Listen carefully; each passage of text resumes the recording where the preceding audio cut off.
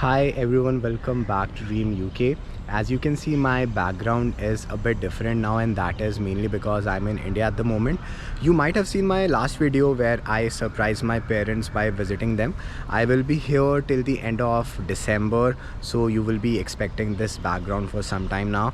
And also I'm thinking about organizing a meetup in Delhi in the coming weeks. If I do, I will make a video about it and I'll share more details on it. And now coming to the topic of the video, I'll be sharing a positive news with you all about the new entrant rule for skilled worker visa. I don't know if you know this, but whenever the UK government comes up with a new visa regulation, it takes some time for companies to get used to it. For instance, in 2020, when graduate visa or PSW for 2 years was announced, many companies weren't aware about it, and I still remember talking to my seniors and they shared their experiences with me. They told me their application is being rejected because companies don't know that they can hire international students or international graduates for 2 years without visa sponsorship. And I was worried about the same when I got to know about the new entrant rule for skilled worker visa, because the government increased the minimum salary threshold to get skilled worker visa in the UK.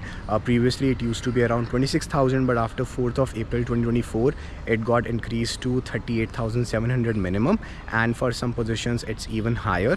But with the help of new entrant rule, students here or recent graduates or people who are working here but they were on student visa before, or they are on graduate visa, they can get visa sponsorship at much lower salary, and that amount is about £31,000. So even though people are eligible to get visa sponsorship with a salary of £31,000, many companies are not aware about this rule, and I have seen companies rejecting sponsorship requests because they are not sure about how this works.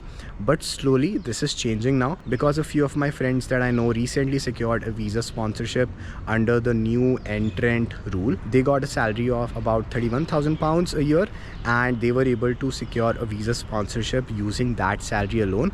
And the visa that they got was for another 2 years because they had exhausted 2 years on their graduate visa. So you might know that on new entrant rule you can stay in the UK for up to 4 years, and that includes the time period you spent on your graduate visa as well. So if you can stay for up to 4 years here and you spent 2 years on your graduate visa, then you are left with 2 more years. So my friends also got the skilled worker visa on new entrant for 2 more years, and after 2 years they will need to match the higher salary threshold in order to extend their stay here in the UK.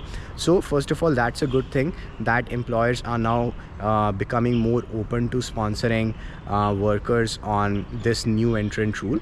And the second thing is, you need to keep in mind that when you apply for a skilled worker visa under the new entrant rule, then you need to not only cross the salary threshold but also maintain the minimum working hour wage rate that you will be submitting along with your application. Because when you see the list of occupations with the minimum salary required for visa sponsorship, in that list from the government website, you also see the minimum wage rate required. Because I know someone who reached out to me, told me that he faced some issues in his visa application for skilled worker visa because he didn't meet the minimum working hours, but he crossed the salary overall.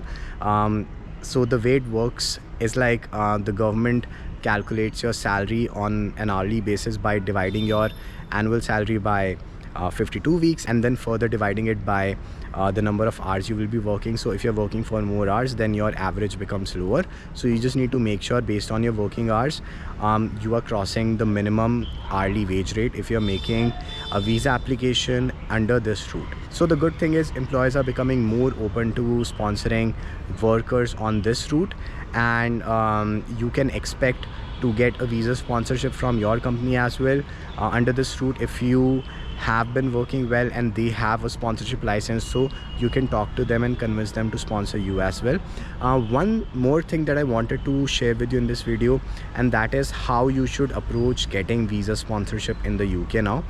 So when you come here to study and when you are about to finish your study, try to make sure that you start your job applications early on and try to make sure that you get a job early on, and your focus should be to secure a job at a company that holds a visa sponsorship license. It's not necessary that you request them to sponsor you immediately, but having a sponsorship license helps in the long run, because first of all, they are more aware about the visa regulations, and when the time comes, they can sponsor you for the same position. So for instance, you have 2 years on a graduate visa and you spend working 2 years in a particular company, and they have a sponsorship license. Then if you don't find another job with sponsorship, the same company where you are working, they will be willing to sponsor you, because most likely after you have worked for 2 years, someone who will be replacing you, the cost of training that person up to your level will be much higher than sponsoring you instead. So my recommendation would be to find a job where the company has a sponsorship license, and then you will have some kind of relief in your mind that in the long run, if you work well, they will be sponsoring you.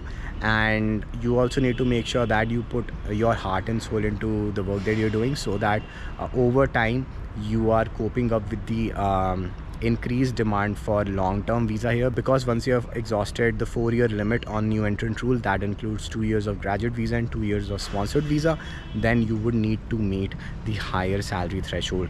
So try to make sure that you're working really hard for these years, you take your work very seriously, and you're always working on upskilling yourself, so that you move to a higher position quicker, and you get timely promotions, and you are timely recognized for all the efforts that you are putting in. So these are a few things that I wanted to share with you. I hope this will give you some positivity. Don't think like getting a visa sponsorship on new entrant route is impossible.